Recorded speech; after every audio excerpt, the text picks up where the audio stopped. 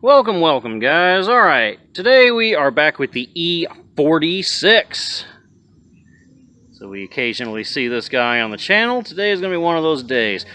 3 things we're doing, although it might end up only being 2, is the last video I replaced one of the rear brake lights, the 7506 light, and it burned out again already. The filament came apart for some reason, so I actually already went ahead and did that. So we got the new bulb in there, so that'll turn off that indicator letting us know there's a rear light that's out.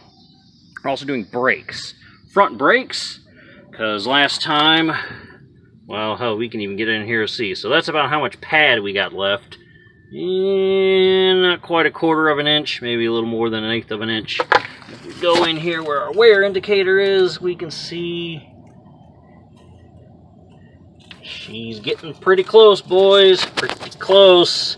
Let's see if I can't finagle this out of here.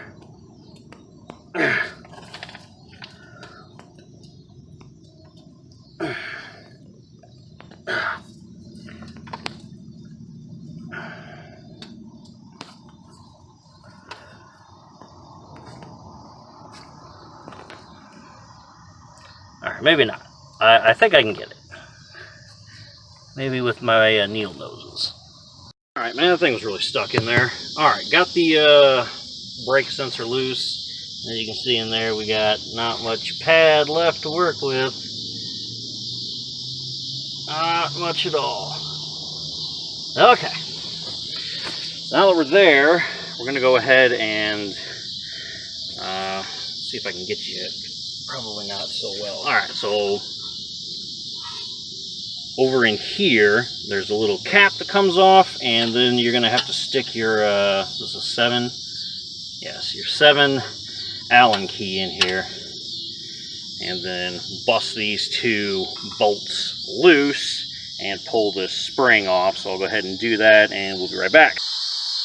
Alright, boys, so after you loosen the 2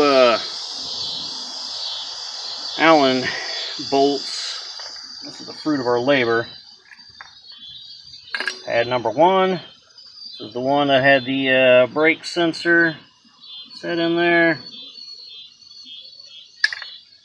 And this was the one up against the caliper, which is pretty bad, boys, pretty bad.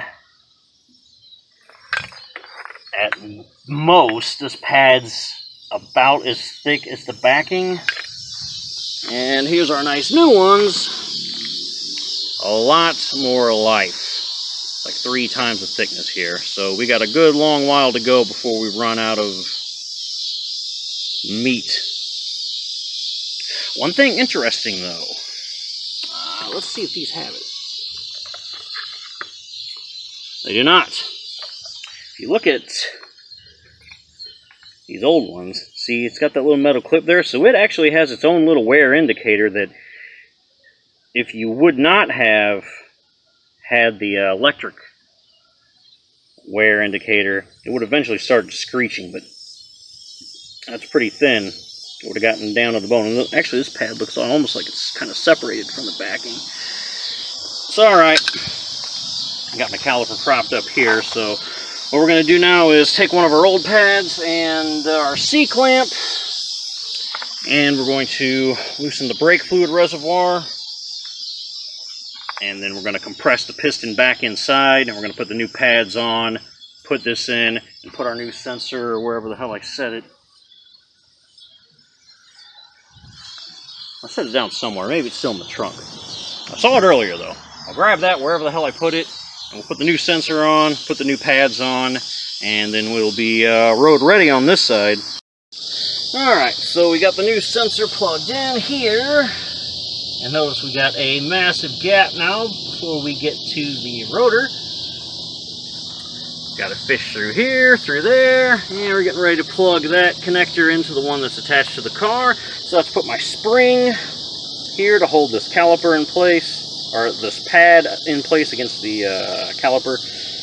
We're hitting greased where the pad is going to be sliding, and I tightened the brake fluid reservoir cap up. So we'll go ahead and plug that in, put our spring back on, and then this side will be done. and we'll be done with the brakes. Well, I mean, I still have to do the other side, but I'm not going to film that because it's just the same as this side, minus this wire. So we're going to go ahead and get that done. And if I can find that damn battery, I'll go ahead and do another video about how to solder in your new battery into your key fob. But if I can't find it, well, I guess that's it for the e46 for now, until I can locate that battery or until we have to do some other work on this thing. So, alright, that's it, how you do the brakes, guys. Oh, and don't forget to also put your little cap back over your bolt there, your caliper guide pin, or whatever you want to call that, that holds your caliper in place. So, put your caps back on, boom, plug it in, boom, put the spring on, boom, done. Don't forget to tighten that up. Alright, thanks for watching, guys. Peace.